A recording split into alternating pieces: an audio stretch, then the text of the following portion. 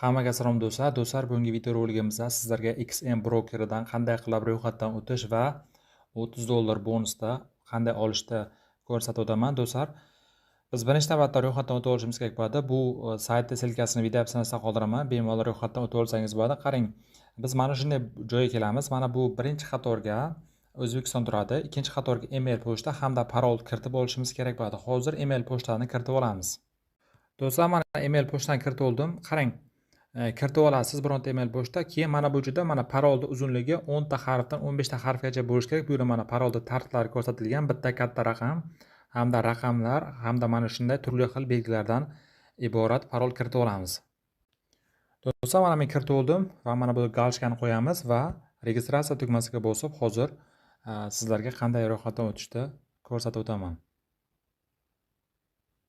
Hozir mana do'stlar ko'rishlaringiz mumkin. Mana biz email pochtamizga xabar bo'lyapti. Hozir email pochtadan biz tasdiqlab qo'yamiz. Mana email pochtamizga keldi. Mana podverted adres pochta degan tugmani bosamiz va hozir biz tasdiqlab qo'yamiz. Hozir mana bu yerda bizda tasdiqlanadi. Sizlar ham mana shunday tartibda bemalol email pochtangizni kiritib olasizlar. Do'stlar, mana hozir kirib oldik XM brokerga. Endi hozir qanday qilib ro'yxatdan o'tishni, ya'ni ma'lumotlarni kiritishni ko'rsatib o'taman. Do'stlar, mana hozir XM brokerga kirib oldik. Hozir sizlarga oson bo'lishi uchun mana hozir tarjima bo'limidan sizlarga tarjima qilib ko'rsatib o'taman. Qarang, biz bu yerdan mana kirib olgan paytimiz bizga turli xil bonuslar beradi. Bu bonuslarni ham ko'rsatib o'taman. Ya'ni $30 bonus olish uchun do'stlar biz birinchi navbatda hisobimizda tasdiqlashimiz kerak bo'ladi. Buning uchun mana tasdiqlang degan tugma bor. Shu tugmani ustiga bir marta bosib hozir biz o'zimizning pasport ma'lumotlarimizni kiritib olishimiz kerak bo'ladi. Hozir bir daqiqa mana tarjimaga o'tib olamiz va qarang, bu yerda mana biz ismimizda hamda otamiz ismini hamda familiya hamda tug'ilgan sanamizni va telefon raqamlarimizni kiritib olishimiz kerak bo'ladi. Buni kiritib olasizlar. Kiritib olganlaringizdan so'ng ikkinchi etap hozir ya'ni hujjatlaringizni kiritib olasiz. Ya'ni mana bu joyga ma'lumotlaringizni kiritasiz. Do'stlar, men ma'lumotlarimni kiritib olganman. Hozir og'zaki tushuntirib o'taman. Ma'lumotlarni kiritasiz. Ikkinchi qadamda mana pasport ma'lumotlaringizni tanlab qoldirib, pasportlaringizni skaner qilasiz va yashash joyini ham pasport joyida bor.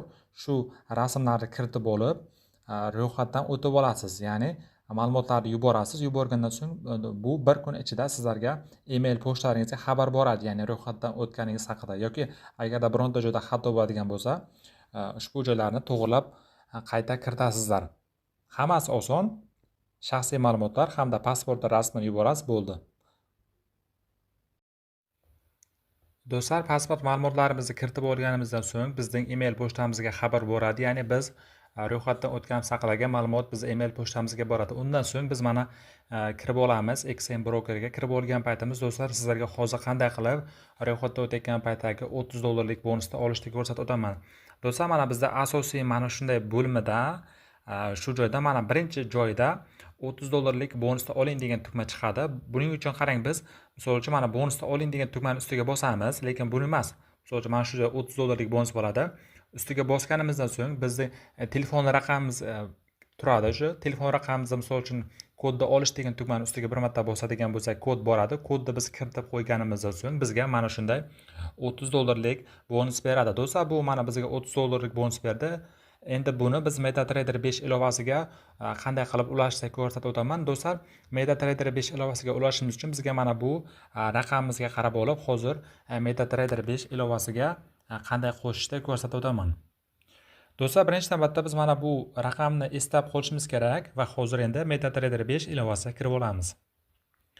MetaTrader 5 ilovasini Play Marketdan yuklab olasiz. Yuklab olganingizdan so'ng qarang, mana yuqorida mana plus degan tugma bor. Plus yo'q.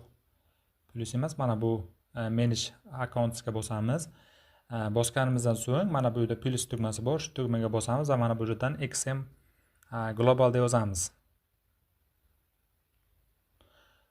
XM Global do'stlar, mana bizga kelib chiqdi. XM Global, yana birinchisini tanlab qoldiramiz. Qarang, bu yerda misol uchun biz login parollarimizni qo'shishimiz uchun mana buni juda ham ko'plab turlari bor. Misol uchun qarang, XM Global MetaTrader 5, XM Global 10 mana shunday turlari bor. Buni qanday tanlab olishimiz kerak? Buni hozir misol uchun akkauntlaringizdagi bosh raqamiga qarab qo'shib olasizlar. Ya'ni do'stlar, misol uchun agar sizni misol uchun ya'ni akkauntdagi raqam agar 5 bilan boshlanadigan bo'lsa, MetaTrader 5 ni o'zini qo'shib olasiz. Agarda akkauntingiz raqami 6 bilan boshlanadigan bo'lsa, MetaTrader 5 2 deganini qo'shib olasiz. Agar akkauntingiz boshlanishi misol uchun 8 bilan boshlanadigan bo'lsa, MetaTrader 4 qo'shasiz. 9 bilan boshlanadigan bo'lsa, MetaTrader 5 ni qo'shasiz. Bu yerda hozir mana bizda 8 bilan boshlangan, mana 851 ya'ni 8 bilan boshlangan. Buning uchun biz mana MetaTrader 54 deganini qo'shib olamiz mana. Bu yerda mana XM Global MetaTrader 54 mana bosamiz. Do'stlar, endi mana loginga biz hozir boyaga mana bu raqamni kiritamiz. Ya'ni mana bu 851 deb boshlanganini kiritib olamiz. Do'stlar, mana loginga kiritib olasiz. O'zingizning raqamingizni kiritasiz. Parolga esa xuddi mana shu XM Brokerda ro'yxatdan o'tgan parolingizni kiritasiz va endi do'stlar, hozir mana yana XM Brokerga kirib oldik. Hozir sizlarga qanday qilib qo'shishni ko'rsatib o'tdim. Endi bundan keyingi narsani ham ko'rsatib o'taman. Qarang. Bu yerda aksiyalar haqida ma'lumot berdim. Menimcha hozir aksiyalar haqida yana bir ko'rsatib o'taman. Qarang.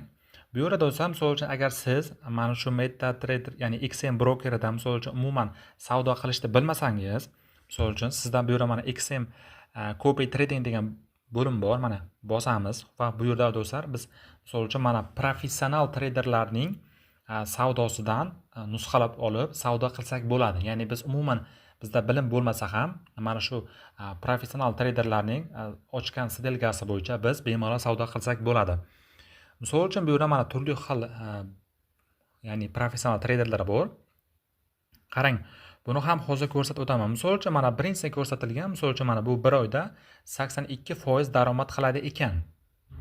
82%. Agarda biz mana shu unga biz qo'shiladigan bo'lsak, 1 oyda bizning pulimizda, misol uchun $100 pulimiz bo'lsa, $100 pulimizda $182 qilib beradi va bizdan 25% daromadimizni oladi. Ya'ni misol uchun $25 ni oladi. Qolganini misol uchun ko'paytirib beradi. Bu 1. Bu mana bu 1 oylik daromadi. Endi qarang, juda ham ko'p. Buni tanlab olsak ham bo'ladi. Mana ikkinchisi Algo Trader degani bor. Ya'ni bu 52% ko'paytirib beradi. Misol uchun bu yerda mana kunlik 5%, 1 oylik 57%. Misol uchun bunda mana shaxsiy umumiy $1471 ekan. Bu sal kamroq ekan. Yana ko'rasiz, Bloom Trader degani bor ekan, Bloom Trader. Bu 1 oyda 52% ko'paytirib beradi. Buni hozir shaxsiy mablag'i $10,718. Hozir bu yerda juda ham foizi kattasini ko'ramiz hozir. Mana hammasi 21-17%, bu standart. Do'stlar, bu yerda juda ham ko'p traderlar bor. Bunda biz misol uchun foiz yuqori beradiganini tanlab olishimiz kerak bo'ladi. Hozir juda foizi kamayib ketyapti. Eng yaxshi natijaga bosamiz va hozir ko'rsatamiz sizlarga. Misol uchun umuman savdo qilishni bilmasangiz ham ko'rib olsangiz ham qarang. Bu yerda misol uchun mana bu ko'rib boramiz.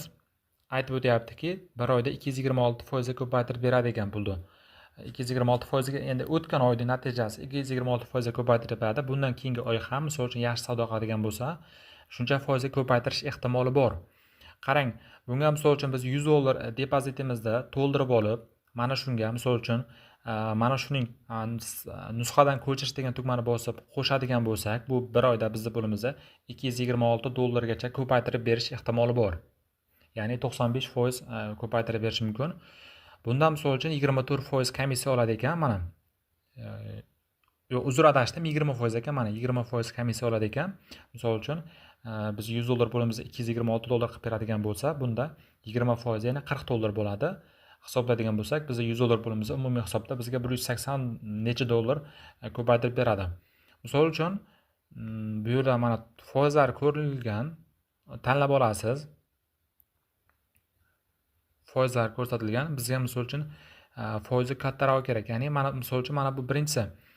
Mana agar qo'shilaman desangiz, mana nusxani ko'chirish degan tugmani bosasiz va hozir sizlarga qanday qilib ko'rsataman. Mana bosasiz va investor hisobini yaratishni bosasiz. Birinchi navbatda investor hisobini yarata olishimiz kerak bo'ladi. Buni yaratib olamiz. Misol uchun mana bizda mana investor hisobimiz yaratilgan, yaratib oldik. Endi qarang, biz depozit degan tugmani bosib, hozir hisobimizni to'ldirib olishimiz kerak bo'ladi. Buni ham hozir sizlarga ko'rsatib o'taman. investor hisobi do'stlar bizga yaratib oldi. Do'stlar, endi qarang, bu yerda biz misol uchun hisobimizni to'ldirib olishimiz kerak bo'ladi. Misol uchun mana Visa karta, mana kriptovalyuta orqali yoki mana bizga eng qulay Uzcard hamda Humo kartalar ham bor. Misol uchun Uzcard Humoni ustiga bir marta bosib, biz hisobimizni misol uchun to'ldirib olsak bo'ladi. Bu yerda mana ko'rsatgan minimalniy depozit. Bu yerda mana 200 ming so'm, maksimalniy depozit esa 10 million so'mgacha ekan. Bu yerda misol uchun necha pul kiritmoqchisiz? Misol uchun 1,5 million. Mana 1,5 million yozasiz. 1,5 million pulingiz qarang. Bu yerda mana $111 bo'lar ekan. Depozit degan tugmani bosib, misol uchun sarmoya kiritib olasiz. Sarmoya kiritib olganingizdan so'ng do'stlar, Copy Trading bo'limiga kirib olib, mana shu, ya'ni professional traderlarga misol uchun qo'shilib olasiz. Misol uchun keyin siz kirishingiz ham shart emas. Ularni o'zi misol uchun savdo qiladi, sizga avtomatik pullar ko'payib boradi. Ya'ni bir oyda misol uchun pulingizni risksiz ko'paytirib olsangiz bo'ladi.